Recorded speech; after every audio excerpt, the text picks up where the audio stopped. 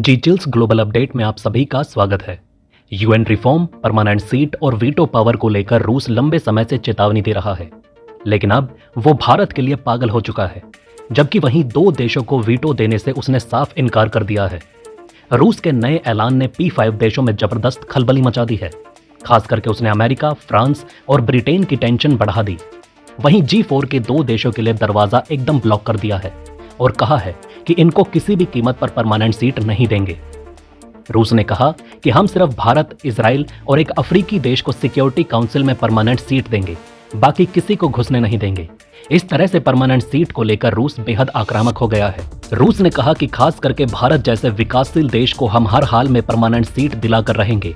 एक तरफ रूस ने भारत को परमानेंट सीट पर वेलकम करने के लिए फूल माला लेकर तैयारी की है, तो वहीं दूसरी तरफ G4 के दो देशों के लिए उसने दरवाजा बंद करके कुंडी लगा लिया है। अब यहां से भारत के लिए तो रास्ता साफ हो गया, लेकिन G4 के दो देश बुरी तरह फंस चुके हैं, क्योंकि लावरोव ने कहा कि रूस और चीन दोनों मिलकर उन्हें घुसने नहीं देंगे। यूनाइटेड नेशन में पहले भी कई मौकों पर भारत का नाम लेकर रूस ने बवाल खड़ा किया है। यूक्रेन युद्ध के समय भी उसने भारतीय तिरंगे को जबरदस्त इज्जत दी, जबकि बाकी सभी देशों के झंडों को फ्रेंडली लिस्ट से हटा दिया था। यह दर्शाता है कि रूस के लिए भारत कितना जरूरी बन चुका है। इससे पहले भी उसने सिक्योरिटी काउंसिल में 6 बार अपने वीटो पावर का इस्तेमाल करके भारत को संपूर्ण सुरक्षा दी है, लेकिन इस बार रूस ने अपना भौकाल रूप भी दिखाया है, जिसके कारण पश्चिमी देश, नाटो और यूरोपियन यूनियन के कई देश बुरी तरह कांपने लगे। इसके साथ ही उसने गंभीर चेतावनी भी दी है। ये वीडियो काफी इंटरेस्टिंग होने वाला है और आगे भी जी चिल्स पर आप सभी के लिए ऐसा वीडियो लाते रहेंगे। दोस्तों, अब आपका सवाल होगा कि आखिर रूस ने किन देशों को वीटो पावर देने से साफ मना कर दिया है और क्यों? तो रूस ने सीधा कहा कि जो भी देश नाटो, यूरोपियन यूनियन या पश्चिमी देश से आते हैं या फिर उनसे संबंध भी रखते हैं, तो फिर हम उन्हें वीटो पावर नहीं दे पाएंगे। इस तरह से उसने जर्मनी का रास्ता साफ ब्लॉक कर दिया है, क्योंकि जापान G7 और अन्य क्षेत्रों में पश्चिमी देशों के साथ रिश्ते साझा करता है। इसलिए रूस ने जापान को भी वीटो पावर देने से साफ मना कर दिया है। अब देखिए, जापान और जर्मनी दोनों G4 के देश हैं और ये लंबे समय से परमानेंट सीट पर बैठना चाहते हैं। इसके लिए वो लगातार पसीना बहा रहे थे, लेकिन रूस ने हाल ही में चेतावनी देकर इनका सारा खेल बिगाड़ दिया। और लावरोव ने यह भी कहा कि हम अकेले नहीं हैं, बल्कि रूस और चीन दोनों मिलकर इनका रास्ता ब्लॉक करेंगे। इस तरह से जर्मनी और जापान के लिए परमानेंट सीट मिलना अब लगभग असंभव हो गया है, क्योंकि P5 के दो ताकतवर देश उनके खिलाफ धरना देकर बैठ चुके हैं। खुद रूस के विदेश मंत्री ने स्पष्ट किया कि यूएन सिक्योरिटी काउंसिल में जर्मनी और जापान जैसे पश्चिमी देशों को स्थायी सदस्यता देने की कोई जरूरत नहीं है, क्योंकि ये सिक्योरिटी काउंसिल के परमानेंट सीट पर बैठने के बाद सारा न्यायिक संतुलन बिगाड़ देंगे। उनके कहने का मतलब है कि ये इनडायरेक्ट तरीके से सिर्फ अमेरिका की मदद करेंगे, जैसा कि आज ब्रिटेन और फ्रांस करते हैं। रूसी विदेश मंत्री लावरोव ने कहा कि हमारा स्टांस बहुत ही सिंपल है। सिक्योरिटी काउंसिल को पश्चिमी देशों, नाटो और EU के सदस्य देशों या उनके सहयोगी जैसे जापान से कोई और सदस्य नहीं चाहिए, बल्कि यहाँ पर अफ्रीका, साउथ अफ्रीका और साउथ एशिया से नए देशों को जोड़ना है। खास करके रूस ने भारत के लिए स्पेशल सहमति दिखाई और कहा कि भारत जैसे विकासशील देश को हर हाल में परमानेंट सीट मिलना चाहिए, और भारत के लिए उसने लंबे समय से आवाज उठाई है। हाल ही में भारत ने रूस और जापान को पीछे करते हुए एशिया का तीसरा सबसे ताकतवर देश बन गया है। इन्फ्लुएंस के मामले में भारत से आगे एशिया में अब सिर्फ अमेरिका और चीन बचे हुए हैं। इस तरह से रूस को पता है कि आने वाले भविष्य में भारत की मुट्ठी में दुनिया की न केवल इकोनॉमी बल्कि संतुलन शक्ति भी होगी। इसलिए वो पिछले 50 सालों से बिना किसी डर के भारत के लिए हमेशा खड़ा रहा और कई बार दुनिया से टकरा चुका है। यानी कि रूस पश्चिमी देशों के किसी देश को परमानेंट सीट देने के मूड में नहीं है, और इसके साथ ही वो जापान जैसे देशों को भी नहीं देगा जो G7 में रूस के खिलाफ प्रतिबंध लगाने की कोशिश करते हैं। हाल ही में जापान ने भारतीय कंपनियों पर भी प्रतिबंध लगा दिया था, जो रूस को हथियार बनाने में चुपके से इक्विपमेंट सप्लाई कर रहे थे।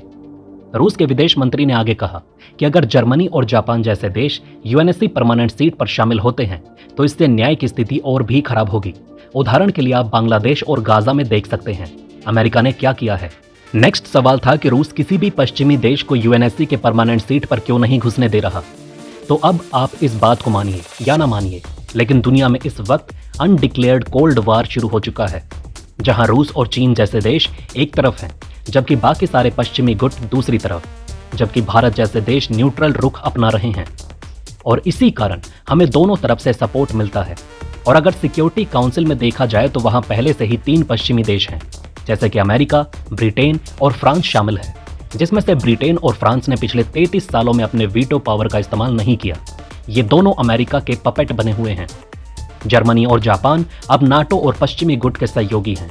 रूस की नीति रही है कि वो पश्चिमी देशों के प्रभाव को कम करना चाहता है, खासकर यूएन जैसे अंतर्राष्ट्रीय संगठनों में। अगर जर्मनी और जापान को स्थायी सदस्यता मिलती है तो पश्चिमी देशों का दबदबा बढ़ जाएगा, जो रूस के हितों के खिलाफ हो सकता है। रूस और चीन जैसे देश यूएनएसए में अपनी स्थिति को मजबूत रखना चाहते हैं।